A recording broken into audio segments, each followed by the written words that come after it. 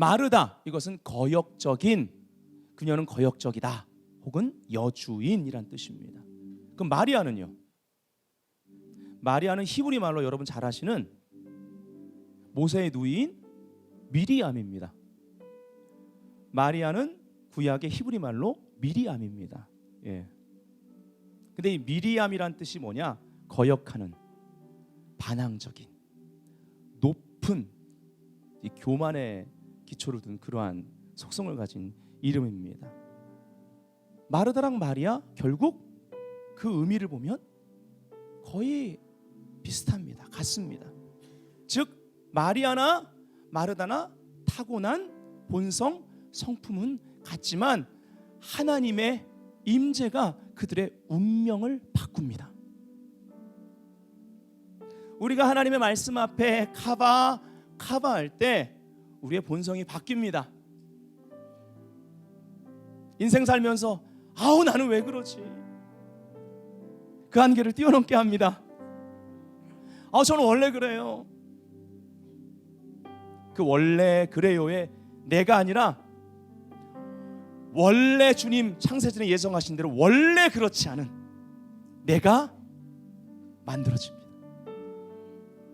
하나님의 임재 가운데, 말씀의 임재 가운데 카바 끝까지 하시기를 주 예수 이름으로 축복합니다. 아멘.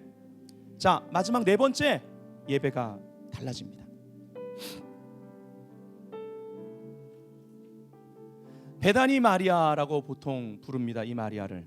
마리아가 여럿이 나오죠. 예. 어떤 부분은 정확히 구분되지만 이 마리아가 저 마리아인가 헷갈리는 부분도 있습니다. 베다니 마리아의 그 카바의 영성은요, 누가복음 10장에 보면 언니도 나름 열심히 봉사하고요, 신앙생활 열심히 하는 사람이라고 볼 수 있습니다. 근데 이 베다니 마리아는 언니와도 그 신앙이 차별화됩니다. 이게 카바의 영성을 통해 만들어집니다. 그리고 요한복음 12장 이 카바 하며 주의 말씀의 계시를, 그 계시가 이 여인의 귀를 뚫고 들어와 다 이해할 수 없었지만 그가 요한복음 12장에 자기 오라버니가 그 예수님이 3일 만에 부활시켜서 큰 잔치가 벌어졌을 때 그때 그가 그 순전한 나드 한근 그 향유옥합을 깨뜨리면서 그 값비싼 대가를 지불하는 이 거룩한 낭비의 예배를 드린 그 결과를 낳는 데 있어서 이 여인이 무언가 들었다라는 것을 알 수 있습니다. 무엇입니까? 바로 예수님이 직접 얘기하신 것이 이 여인은 나의 장사 지낸 바 될 것, 즉 십자가의 길을 예비했다라고 말하는 겁니다. 마리아가 십자가의 길을 예수님이 갈 거라는 건 다 이해했다고 생각하지 않습니다. 그러나 그는 이 계시에 무언가 예배로 반응해야 됐던 거예요. 아무도 안 했습니다. 제자들과도 차별되는 것이었습니다. 이래서 하나님의 계시가 말씀 앞에 머물다가 어느 시간에 우리 귀를 뚫고 들어와야만 합니다. 차별화 선언, 듣는 것이 달라야 차별화가 일어납니다. 결립병 걸린 여인, 예수님의 소문을 듣되 예수님이 왜 칭찬하셨습니까? 왜 기적 치유가 일어났습니까? 듣는 것이 다르니까 그 많은 사람들이 만졌는데, 붙잡았는데 그 여인은 그 옷자락, 그 탈릿의 그 술만 살짝 손댔을 뿐인데 그 많은 사람이 되는 그 터치와 이 여인의 터치가 달랐는데 왜 달랐느냐? 여인이 듣는 것이 차별화되어 있기 때문에. 어떻게 차별화됐습니까? 너무너무 절망적으로 갈망했던 거예요. 초집중한 겁니다. 사람들이 밀고 이 저주받은 여인, 부정한 여인 할 때 제자들도 발로 걷어찼을 수도 있고 욕했을 수도 있어요. 그런데 끝까지 뚫고 들어가서 내가 저 옷자락만 손대면 초집중해서 움직이기 시작합니다. 가봐. 그래서 잡았습니다. 능력이 흘러갔습니다. 주님과 하나 되는 시간. 다른 사람들 많이 손댔습니다. 열망했습니다. 그러나 주님의 능력과 하나 되진 않았습니다. 주님과 연결되는 것, 이런 카바하는 공동체가 되기를 원합니다. 하나님 말씀 안에 모든 능력이 있습니다. 모든 문제 해결의 답이 거기 있습니다. 이런 차별화가 나타나는 교회가 되기를 원해요. 임재의 깊이, 영적 위치가 마리아는 달랐습니다. 그 깊이에서 듣는 것이 달랐고 다른 제자들이 받지 못했던 계시가 뚫고 들어왔으며, 그리고 계속 그 계시를 품고 말씀 앞에 머무는 시간들을 통해서 말씀의 인격으로 변화되고 옷 입기 시작합니다. 그 결과 예배가 달라졌습니다. 달라도 너무 달라서 제자들도 그 누구도 예수님 외에는 이해하지 못했다라는 것입니다. 요한복음 12장 3절, 마리아는 지극히 비싼 향유 곧 순전한 나드 한 근을 가져다가 예수의 발에 붓고 자기 머리털로 그의 발을 씻으니 향유 냄새가 그 집에 가득하더라. 여러분 생각해 보십시오. 예수님이 이제 곧 십자가 길을 갑니다. 잡혀갔습니다. 침뱉음 당합니다. 뺨을 맞습니다. 채찍에 맞았습니다. 그 피비린내, 어쩌면 골고다 언덕에 가는 동안도 이게 이 오일 향이요 쉽게 안 없어집니다, 여러분. 근데 그냥 그거 부어버렸거든요. 어쩌면 그 피비린내 사이에, 그 침 냄새 사이에 마리아가 부어 그 십자가의 길을 예비한 그 향유의 냄새가 섞여 나왔을 것입니다. 그래, 나의 신부를 위해서 내가 이 길을 간다. 그 앞에 있는 즐거움 때문에 그 십자가를 참으신 것입니다.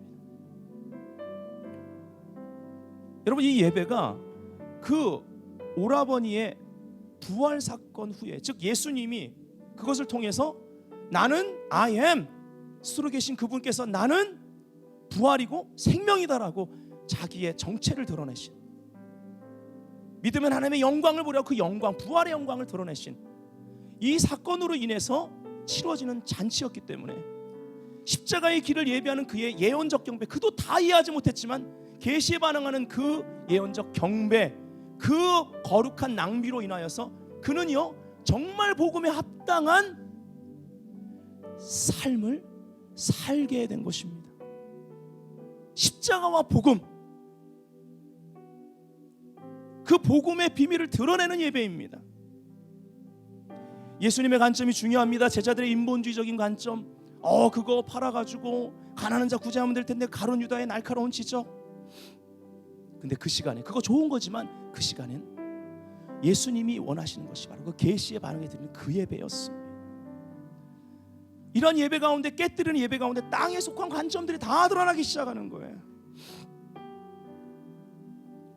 오늘 이 본문 속에 이 사건은 예수님께서 친히 가장 극찬하신 사건입니다. 어느 누구도 행하지 않았던 일입니다. 이에 대해 예수님이 마가복음 14장 9절에 이렇게 인정하십니다. 내가 진실로 너희에게 이르노니 온 천하에 어디서든지 복음이 전파되는 곳에는 이 여자의 행한 일도 말하여 저를 기념하리라 하시니라. 이 말은요, 복음을 전한 후에 이것을 말하라는 것입니다. 무슨 의미냐? 복음 안에서 살 때 이러한 예배의 열매가 있어야 된다라는 것. 이러한 예배자의 삶은 늘 말씀 앞에 카바하는 삶을 살게 합니다. 결론입니다. 구약화 교수인 권혁성 교수님 칼럼에 이런 글이 있는데 한번 읽어드릴게요. 악망은 히브리어로 카바인데 기다림을 의미한다. 단순한 기다림이 아니라 최고의 우선순위를 둔 전적인 신뢰의 기다림이다. 그래서 악망은 희망, hope, 희망이란 단어와 맞바꿀 수 있다. 희망을 의미하는 히브리어 티크바는, 여러분이 티크바란 단어가 호흡입니다. 히브리 말로. 이스라엘 국가가 하티크바라고 불러요. 하티크바. 하는 정관사 더입니다. 더. 그 소망의 더 호흡이 이스라엘 국가 이름입니다. 하티크바. 티크바는 선, 라인, 이 선을 의미하는 카브라는 단어와 어원이 같다. 히브리어로 희망은 선으로 설명할 수 있다. 잘 들어보세요. 선은 점과 점을 이어놓는 것이다. 점은 홀로 존재하는 파편인데 그런 점이 다른 점과 만나서 한 방향의 선이 된다. 선은 방향과 지향점을 갖고 있기에 희망이 될 수 있다. 의미 없는 점과 같은 우리가